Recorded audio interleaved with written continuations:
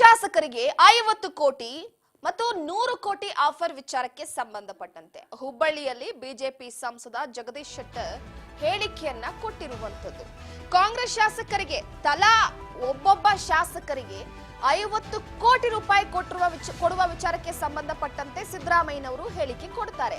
50 ಕೋಟಿ ಅಲ್ಲ 100 ಕೋಟಿ ರೂಪಾಯಿ ಆಫರ್ ಅಂತ ಇನ್ನೊಂದು ಕಡೆ ಗಣಿಗ ರವಿ ಅವರು ಹೇಳ್ತಾರೆ.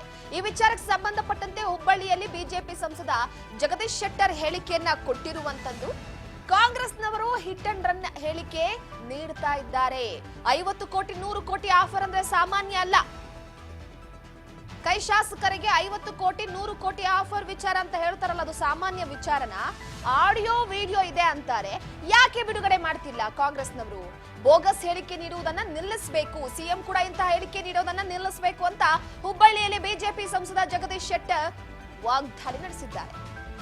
ತಲಾ ಒಬ್ಬೊಬ್ಬ ಶಾಸಕರಿಗೆ 50ರಿಂದ 100 ಕೋಟಿ ರೂಪಾಯಿ ಆಫರ್ ವಿಚಾರದ ಸಂಬಂಧಪಟ್ಟಂತೆ ಕಾಂಗ್ರೆಸ್ ಪಡಸಾಲೆಯಲ್ಲಿ ಸದ್ಯದ ಮಟ್ಟಿಗೆ ಸಿಎಂ ಅವರ ಹೇಳಿಕೆಯನ್ನ, ಹಾಗೆ ಮತ್ತೊಂದು ಕಡೆ ಗಣಿಗ ರವಿ ಅವರ ಹೇಳಿಕೆಯನ್ನ ಕಾಂಗ್ರೆಸ್ನ ನಾಯಕರುಗಳೆಲ್ಲರೂ ಕೂಡ ಸಮರ್ಥಿಸಿಕೊಳ್ಳುತ್ತಿದ್ದಾರೆ.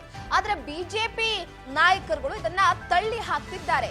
50 ಕೋಟಿ 100 ಕೋಟಿ ಅಂದ್ರೆ ಸಾಮಾನ್ಯ ವಿಷಯನ ಆಡಿಯೋ ಇದೆ ವಿಡಿಯೋ ಇದೆ ಅಂತಾರಲ್ಲ, ಬಹಿರಂಗ ಪಡಿಸ್ಲಿ ಅಂತ ಹೇಳಿಕೆ ಕೊಟ್ಟಿದ್ದಾರೆ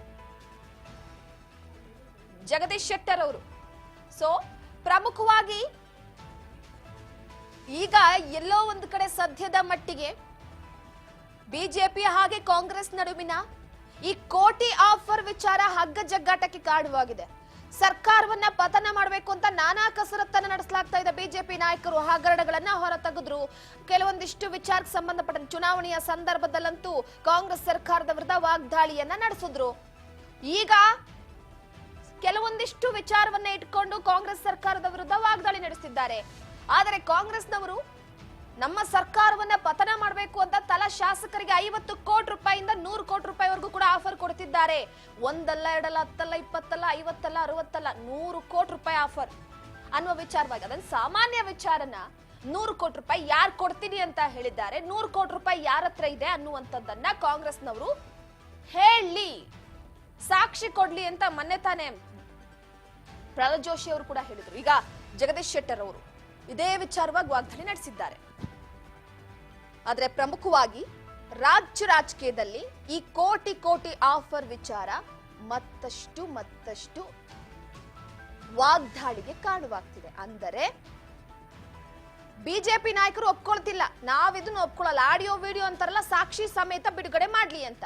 ಸಿದ್ದರಾಮಯ್ಯನವರು ಹೇಳಿಕೆ ಕೊಟ್ಟಿರುವಂತಹ ವಿಚಾರವಾಗಿ ಇಡೀ ಕಾಂಗ್ರೆಸ್ನ ಸಚಿವರುಗಳು ಶಾಸಕರುಗಳು ಎಲ್ಲರೂ ಕೂಡ ಸಿದ್ದರಾಮಯ್ಯನವರ ಹೇಳಿಕೆಯನ್ನ ಸಮರ್ಥಿಸಿಕೊಂಡಿದ್ದಾರೆ. ಸಿದ್ದರಾಮಯ್ಯನವರಿಗೆ ಗುಪ್ತಚರದಿಂದ ಮಾಹಿತಿ ಬಂದಿರುತ್ತೆ, ಇಂಟೆಲಿಜೆನ್ಸ್ ಇಂದ ಮಾಹಿತಿ ಸಿಕ್ಕಿರುತ್ತೆ.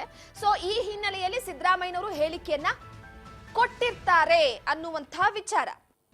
ಆದರೆ ಸದ್ಯದ ಮಟ್ಟಿಗೆ ಎಲ್ಲೋ ಒಂದು ಕಡೆ ಈಗ ಈ ಕೋಟಿ ಆಫರ್ ವಿಚಾರ, ಒಂದು ಕಾಂಗ್ರೆಸ್ನಲ್ಲಿ ಸರ್ಕಾರ ನಡೆಸ್ತಾ ಇದ್ದವರಿಗೆ ಭಯ ಇರುತ್ತೆ. ಆದ್ರೆ ಕಾಂಗ್ರೆಸ್ನಲ್ಲಿ ಇರುವಂತಹ ನಾಯಕರು ಏನ್ ಹೇಳ್ತಾರೆ, ಯಾವೊಬ್ಬ ಶಾಸಕರು ಕೂಡ ದ್ರೋಹ ಮಾಡಲ್ಲ, ಎಲ್ಲರೂ ಕೂಡ ಇರ್ತಾರೆ, ಯಾರು ಯಾವುದೇ ಕಾರಣಕ್ಕೂ ಎಷ್ಟೇ ಕೋಟಿ ಆಫರ್ ಕೊಟ್ಟರು ಕೂಡ ಅವರು ಬಿಟ್ಟು ಹೋಗಲ್ಲ, ಹೇಳಕ್ಕಾಗಲ್ಲ.